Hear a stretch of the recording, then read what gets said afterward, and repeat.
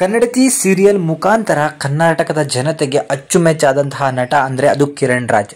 ಈ ಬಾರಿಯ big boss 11ಕ್ಕೆ Kiran Raj ಅವರು ಬರ್ತಾರೆ ಅಂತ ಹೇಳಿ ಹಲವಾರು ರೂಮರ್ಸ್ಗಳು ಹಬ್ತಾ ಇದ್ದು, ವಿಚಾರಗಳು ಕೂಡ ಹಬ್ತಾ ಇದ್ದು. ಆದ್ರೆ ಬಿಗ್ ಬಾಸ್ ಅಲ್ಲಿ ಒಂದು ಪ್ರೋಮೋ ಬಂತು. ಆ ಪ್ರೋಮೋದಲ್ಲಿ ಕಿರಣ್ ರಾಜ್ಗೆ ಹೋಲುವಂತಹ ಒಂದು ಫೋಟೋ ಕೂಡ ಬಂದಿತ್ತು.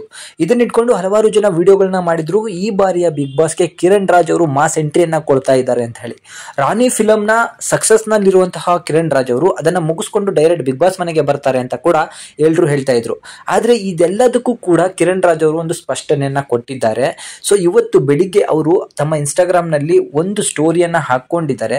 ಸೊ ಆ ಸ್ಟೋರಿಯಲ್ಲಿ ಬರ್ದಿರೋದವರು ಹೀಗಂತ ಬರ್ದಿದ್ದಾರೆ. ಸೊ ಎಲ್ಲರೂ ಕೂಡ ಸಿಕ್ಕಾಪಟ್ಟೆ ಬೇಜಾರಾಗಿದ್ದೀರಾ, ಯಾಕಂದ್ರೆ ಕಿರಣ್ ರಾಜ್ ಬರ್ತಾರೆ ಅಂದ ಕೂಡಲೇ ಹಲವಾರು ಜನ ಕಾಯ್ತಾ ಇದ್ರಿ ಅವ್ರು ಬರ್ಲಿ ಅಂತ ಹೇಳಿ.